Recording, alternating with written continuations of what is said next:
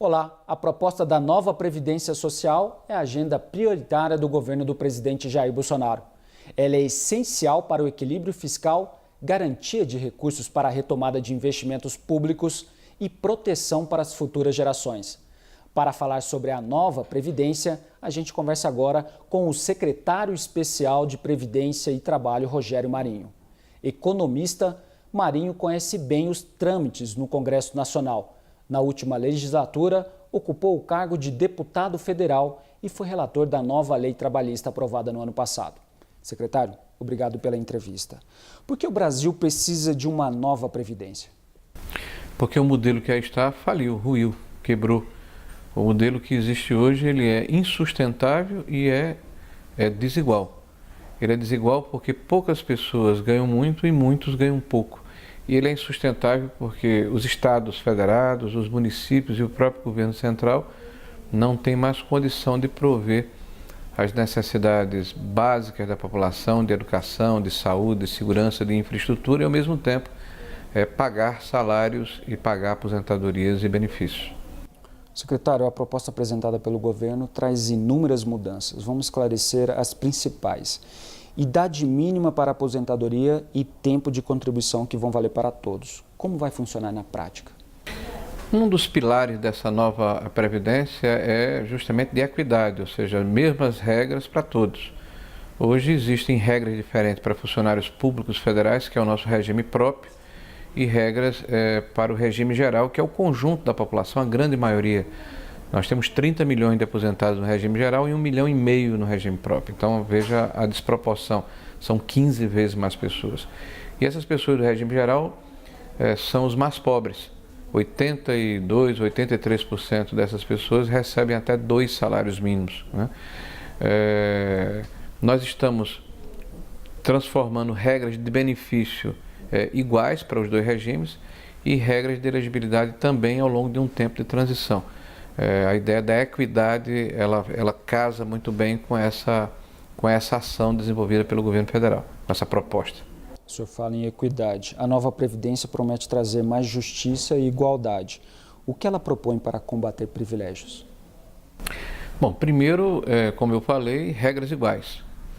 Não há excepcionalidade com exceção das aposentadorias especiais de policiais, de professores e de rurais, que já está consignado na nossa legislação. Depois, há um aumento de alíquotas de tal maneira e uma diminuição ao mesmo tempo, de que aqueles que estão na base da pirâmide, ou seja, quase 80%, 70% daqueles que contribuem hoje para o regime de previdência, contribuem na faixa de 8%. São aqueles que percebem até R$ 1.500 bruto. Esses 8% vão ter uma redução de 0,5%. Então, quem tem menos vai pagar mais. Ao invés de pagar 8% que paga hoje, vai baixar para 7,5%.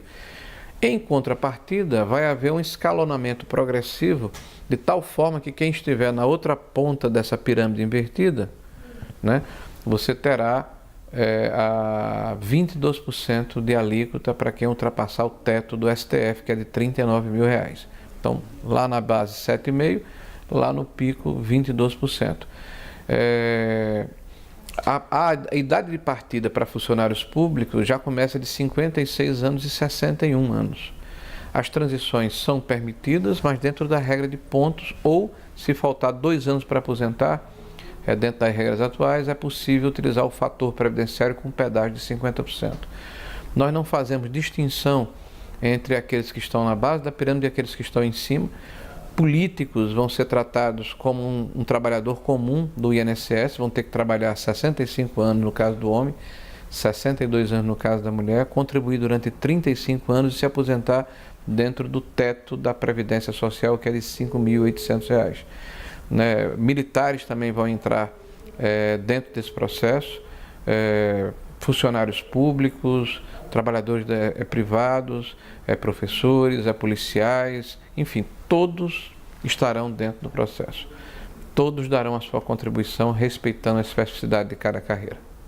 O teto atual do regime geral de R$ 5.800 vai valer então para todos, inclusive políticos? Exatamente.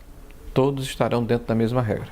E o sistema de alíquotas diferenciadas para quem ganha mais, como vai funcionar, secretário? Como o imposto de renda, né? De uma forma progressiva, mas de tal maneira que a grande maioria da população que hoje contribui vai ter uma redução. E aqueles que estão lá em cima vão ter um aumento. Qual é a ideia? Você pedir uma contribuição de R$100 para quem ganha um salário mínimo é 10% do seu salário e pesa bastante no orçamento familiar. Mas você pedir essa mesma proporção de quem está lá em cima, proporcionalmente, é irrisório, porque alguém que tem uma condição maior de contribuir vai ser chamado a fazer essa contribuição e nós vamos tentar poupar na medida do possível aqueles que estão na base da pirâmide, de tal forma que, para você ter uma ideia, hoje os pobres se aposentam já com 65 anos e meio.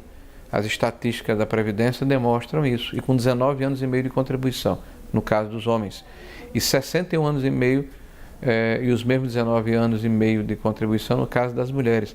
A proposta fala em 65 anos e 62 anos. Então a transição das mulheres no regime geral, que a grande maioria vai ser de 60 anos a 62 ao longo de 5 anos, formal, mas de fato ela já se aposenta em média com 61 anos e meio. Então, de fato, vai ter um acréscimo de 6 meses no seu tempo de aposentadoria. E como era 15 anos, ela já contribui 19,5, na verdade vai ter um acréscimo de mais 6 meses no tempo de contribuição. Então, veja, de fato, para os mais pobres, altera muito pouco a regra que está sendo proposta. Vai mexer com quem? Com os mais ricos. E a proposta, ela traz os mais ricos para se aposentarem na mesma idade e com as mesmas regras dos mais pobres. Então, elimina esse privilégio que existe hoje dentro da nossa estrutura previdenciária. Então, secretário, para quem ganha menos, é verdade que muitas pessoas vão pagar menos do que pagam hoje? Sim, a grande maioria, 2/3 pelo menos daqueles que contribuem hoje ao regime geral vão ter uma redução de alíquota. Os brasileiros podem ficar tranquilos quanto à transição? Quem está perto de se aposentar será muito impactado? Quem está até 2 anos da regra de conseguir elegibilidade terá a possibilidade de utilizar o fator previdenciário mais um pedágio de 50%, que são aqueles que estão acima dessa condição dos mais pobres, é que tem essa possibilidade. Então eles terão que trabalhar 1 ano a mais, provavelmente, né? Que não é um esforço tão considerável, levando-se em conta o que é que está em jogo, ou seja, a aposentadoria e a possibilidade de recepcionar o recurso que eles contribuíram durante um largo tempo da sua vida. Mas o mais importante nesse processo é que aqueles que já adquiriram as condições de elegibilidade não precisam ter ansiedade no processo, porque eles vão ser contemplados de qualquer forma. A lei não vai mexer com nenhum direito adquirido. Secretário, explica para a gente como é que será essa fórmula do cálculo de benefício. O cálculo de benefício passa a ser o mesmo tanto para o regime geral como para o regime próprio. Ele estabelece um piso de um salário mínimo, que já é para 66% da população, então ninguém vai receber menos que um salário mínimo, e 20 anos de contribuição. Está sendo dito, se você não contribuiu 40 anos, você não vai receber o seu salário. Não, é 20 anos de contribuição. Então, como é que ele funciona? Imagine alguém que tem 61 anos de idade e dentro da transição tem as condições de aposentadorias e contribuiu durante 20 anos. Se soma o total dessas contribuições trazidas ao valor presente, ou seja, corrigidas pelo INPC, pela inflação, se encontra a média da contribuição deste cidadão, né, entre as contribuições que ele fez ao longo de 20 anos. Essa média, a partir de 20 anos de contribuição, é considerado 60% da média. Então, vamos supor que você encontrou R$ 2.000 é o seu salário por esses 20 anos, em média. Então, você multiplica por 60%, você se aposenta com R$ 1.200. Se você trabalhar 1 ano a mais, se você fizer 21 anos de contribuição, você acrescenta 12%. Se você trabalhar, vamos pegar um período cheio aqui, 5 anos a mais, você acrescenta 10%, a proporção de 12% por ano. Então, 10% com 60% é 70%. Multiplique 70% pela média alcançada. 7 vezes 3, 14. Aumentou para R$ 1.400. Então, quanto maior o tempo de contribuição, maior o tamanho, o valor final da média que você tem direito. Isso vai valer tanto para o regime próprio como para o regime geral. É a concessão do benefício. O senhor comentou que a proposta tem regras especiais para professores, policiais civis e trabalhadores rurais. Quais são essas regras e por que elas são necessárias? São especificidade de carreira. Então, no caso dos professores, a forma como eles trabalham, as condições em que eles são exigidos, há um consenso na sociedade de que eles precisariam ser tratados de uma forma diferenciada. Então eles têm um tempo menor de idade para se aposentar, no caso 60 anos para homem e 60 anos para mulher. 5 anos a menos no caso dos homens, 2 anos a menos no caso das mulheres. E o menor tempo de contribuição também. Ao invés de 30 anos para os dois na atividade como professor.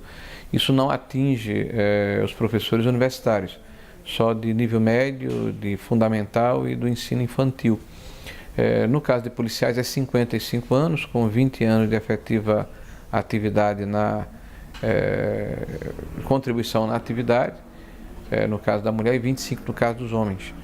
E no caso dos rurais é 60 anos, que já é para homem, aí aumenta da mulher para 60 anos. Então, no caso das aposentadorias especiais, a gente está propondo unidade de gêneros, uniformidade de gêneros. Eles têm a mesma idade na aposentadoria, já que eles se aposentam com menos tempo do que o conjunto da população. Secretário, em relação aos militares, eles também serão incluídos na nova Previdência? Os militares têm um regime diferenciado, é um regime especial. Por isso que eles vão entrar num projeto de lei separado. Então, as especificidades da carreira dos militares aqui no Brasil, em qualquer lugar do mundo, eu desconheço quais são os exemplos que se diferenciam, eles têm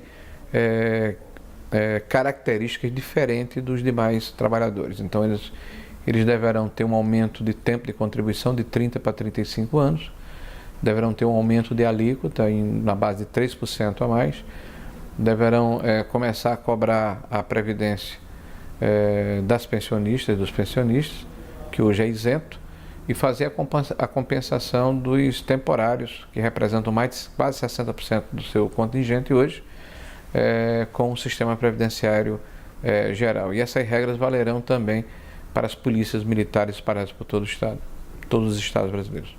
A proposta apresentada faz distinção do que é previdência e assistência social. Haverá mudanças nos benefícios assistenciais? Como ficará, por exemplo, o benefício de prestação continuada de assistência social à pessoa com deficiência? Não mudará nada, tá? Então as pessoas que têm deficiência vão continuar a receber o benefício desde que tenham as regras de elegibilidade definidas pela legislação, né? Então, em qualquer momento em que a situação se apresentar, teve um acidente que o incapacitou, ou na hora em que nasceu, ou na hora em que foi diagnosticado com um problema de deficiência, ele passa a ter direito ao BPC como sempre foi, não há alteração. A alteração que nós estamos propondo no outro segmento, daqueles que recebem assistência em função da idade e de regras de elegibilidade. Hoje, no Brasil, quem chega aos 65 anos e não contribuiu para o sistema previdenciário e ao mesmo tempo tem comprovadamente uma condição de pobreza, né, 1/4 de salário mínimo por renda familiar, este cidadão ou esta cidadão se habilita a receber, em termos de assistência, um salário mínimo. Qual é a mudança que nós estamos propondo? Antecipar esse recebimento para 60 anos, ao invés de 65, 5 anos para trás, estabelecer inicialmente em R$ 400 esse financiamento, ser indexado pela inflação e, ao chegar aos 70 anos, passar a receber o equivalente a um salário mínimo, caso ele não tenha conseguido entrar no mercado de trabalho e melhorar de vida. Hoje, 1.100.000 famílias nessa faixa de 60 a 65 anos recebem Bolsa Família, na razão de R$ 129 por grupo familiar.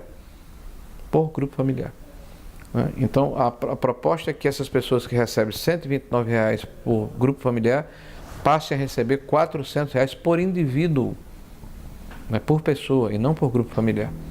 Nós imaginamos que isso vai significar que, em vez de 1.100.000 famílias, nós vamos ter em torno de 3 milhões de pessoas, ou um pouco mais, que vão passar a receber esse benefício. Por que não pagar o salário mínimo de assistência aos 65 anos? Porque nós estamos antecipando e, ao mesmo tempo, nós não queremos que haja competição entre os dois sistemas. Note que o sistema previdenciário de contribuição daqueles que passam 20 anos contribuindo, aos 65 anos, 66% dessas pessoas recebem hoje um salário mínimo. Então o cidadão vai dizer o seguinte: ora, se eu contribuo durante 20 anos para no final da minha vida ter um salário mínimo, por que eu vou fazê-lo se eu não contribuir nem um centavo, eu vou ter o salário mínimo à mesma idade pela assistência? Tá? Então, se a ideia é que não haja concorrência entre os dois sistemas. Nós temos como país, como sociedade, um compromisso moral de ajudar aqueles que estão mais fragilizados na economia e na sociedade. Esse compromisso continuará a ser cumprido porque é um compromisso da sociedade, da nossa civilização. Mas nós precisamos separar o que é assistência e previdência para que não haja concorrência e desestímulo à formalização. E que fique claro para a sociedade qual é o custo, né, da assistência que é pago pelo conjunto da população brasileira. Então esse é o motivo da distinção entre os dois processos, entre o que é assistência e o que é contribuição previdenciária. Secretário, muito se fala das dívidas previdenciárias por parte das empresas, hoje em mais de 490 bilhões de reais. Algumas notícias criticam que a proposta da nova Previdência não apresenta soluções para combater essa dívida. Trata-se de uma fake news? Eu acho que as pessoas que estão divulgando isso não leram ainda o que nós apresentamos ontem à sociedade brasileira. O que nós vamos apresentar nesse projeto de nova Previdência são 4 projetos de lei. O primeiro já está em vigor, que foi a MP 871, que combate as fraudes no sistema previdenciário. Nós esperamos recepcionar em economia para os cofres públicos em torno de 10 bilhões de reais agora em 2019, né, em economia feita no combate a fraudes e outros ilícitos. Isso já está em vigor. O segundo projeto de lei foi apresentado, já está no Congresso Nacional, que é a PEC da Previdência, da nova Previdência, que corrige tanto o sistema previdenciário próprio como o regime geral de previdência e leva em consideração as aposentadorias especiais. O terceiro projeto de lei trata justamente da pergunta ou da acusação que está sendo feita contra o governo, né, que é o endurecimento das regras e o empoderamento da PGFN para facilitar a cobrança previdenciária dos grandes devedores. Nós estamos falando de 4 mil devedores espalhados por todo o Brasil que têm uma dívida de pelo menos 15 milhões de reais acima e que há mais de um ano não dão satisfação ao sistema previdenciário. Então esse projeto de lei já está em elaboração, está sendo refinado, ajustado à sua constitucionalidade e a próxima semana estará no Congresso Nacional, é o terceiro. E o quarto projeto é o que reestrutura o sistema de assistência previdenciária dos militares, que deverá chegar ao Congresso Nacional até o dia 20 de março deste ano. E ontem, inclusive, o presidente Bolsonaro, em cadeia nacional, reitera esse compromisso com o conjunto da sociedade, de que essa nova Previdência vai atingir a todos.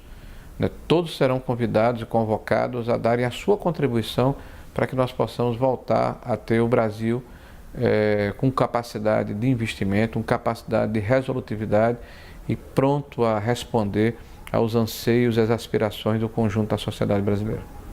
Secretário, a proposta agora segue um longo caminho de tramitação no Congresso Nacional até ser aprovada. Qual a expectativa?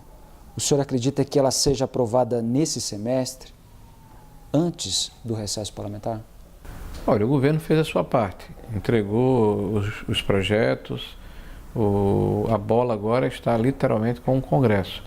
Nós vamos fazer um trabalho de acompanhamento, de esclarecimento às bancadas, já estamos conversando com as bancadas estabelecidas na Câmara Federal, vamos visitar as frentes, vamos visitar o Senado da República, vamos visitar os formadores de opinião, vamos participar dos debates que serão promovidos pelo Congresso Nacional, nas audiências públicas. Nosso papel vai ser esclarecer, vai ser tirar dúvidas, vai ser convencer os senhores parlamentares da necessidade de aprovarmos um projeto que não é uma pauta do governo ou desse governo, não é uma pauta de um partido político, é uma pauta do Brasil, uma pauta da sociedade. É um problema que hoje aflige a todos os estados brasileiros, a todos os municípios brasileiros e ao país como um todo. O país perdeu a capacidade de resolutividade na concessão ou no oferecimento de serviços básicos e essenciais ao conjunto da sociedade brasileira. Então nós não temos hoje educação de qualidade, nós não temos hoje saúde de qualidade, nós não temos hoje infraestrutura adequada, nós não temos hoje segurança pública que dê conforto à sociedade, porque o Estado se exauriu, o modelo quebrou. Então ou fazemos a modificação que nós nos propomos a fazer, ou nós teremos dias muito duros pela frente e quem vai sofrer com isso são justamente os mais pobres, aqueles mais fragilizados.